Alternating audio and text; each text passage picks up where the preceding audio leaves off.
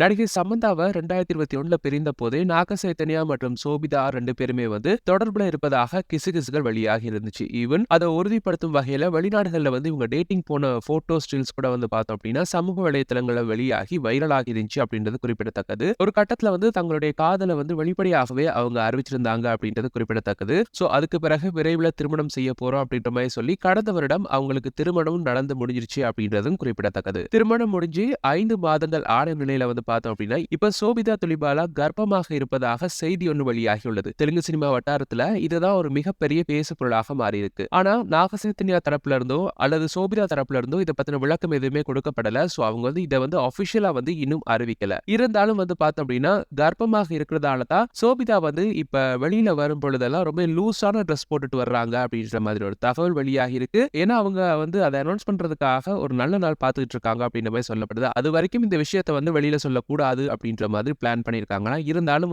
பார்த்தோம் அப்படின்னா, இந்த விஷயம் வெளியில இப்ப லைட்டா கசிஞ்சிருச்சு. சோ வெயிட் பண்ணி பார்க்கலாம். விரைவில் இவங்க இதை அதிகாரப்பூர்வமாக அறிவிப்பாங்க அப்படின்னு எதிர்பார்க்கப்படுது. இந்த இடையில பார்த்தோம் அப்படின்னா, இதுக்கு சமந்தா என்ன ரியாக்ட் பண்ணிருக்காங்க அப்படின்ற மாதிரி ஒரு வீடியோ சமூக வலைதளங்கள்ல வைரல் ஆயிட்டு இருக்கு. அதாவது இது நாக சைத்தன்யா ரசிகர்களா அல்லது சமந்தா பிடிக்காதவங்களா என்னன்னு தெரியல. ஒரு சில வீடியோஸ் அதாவது ரீசெண்டா சமந்தா சுபம் அப்படின்ற ஒரு படத்தை ப்ரொடியூஸ் பண்ணியிருந்தாங்க.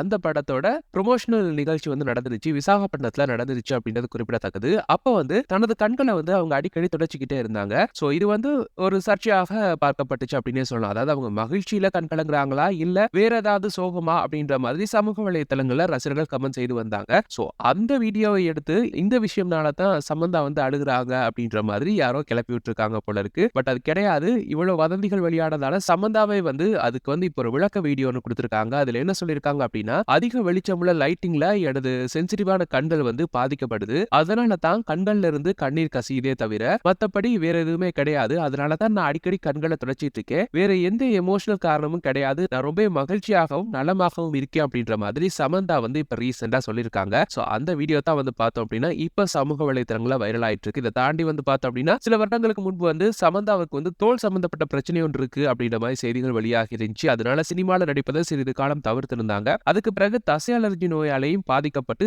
அதுக்கும் அறுவை சிகிச்சைகளை மேற்கொண்டாங்க சமந்தா அப்படின்றது குறிப்பிடத்தக்கது. இப்போ பார்த்தோம் அப்படின்னா, அதிக வெளிச்சத்தால அவங்களுடைய கண்கள் பாதிக்கப்பட்டிருக்கு அப்படின்ற மாதிரியும் இப்போ ஒரு விஷயத்த சொல்லியிருக்காங்க. சோ இதனால சமந்தாவுடைய ரசிகர்கள் கொஞ்சம் வருத்தமா இருக்காங்களா. தாண்டி நிறைய பேர் இதெல்லாம் ஓகே ஆயிரும், விரைவில் நீங்க இதுல இருந்து மீண்டு வாங்க அப்படின்னு சொல்லி தங்களுடைய பிரேயர்ஸ் கமெண்ட்ஸ் வாயிலாக தெரிவிச்சிட்டு இருக்காங்க. சோ நீங்களும் சமந்தாவுக்கு உங்களுடைய பிரேயர்ஸ் கீழே கமெண்ட்ஸ் வாயிலாக தெரிவிச்சுக்கோங்க. மேலும் இதே போல சினிமா சம்பந்தமான உடனுக்குடன் அப்டேட்ஸ், அதை தாண்டி சீரியல் பிரபலங்கள் மற்றும் டிவி சேனல் பிரபலங்கள் தொடர்பான உடனுக்குடன் அப்டேட்ஸையும் பெற்றுக்கொள்ள எங்களுடைய இந்த பஸ் டாக் சேனலை மறக்காம சப்ஸ்கிரைப் பண்ணி பக்கத்துல பெல் ஐக்கனை கிளிக் பண்ணி இணைந்திருங்க. தேங்க்யூ.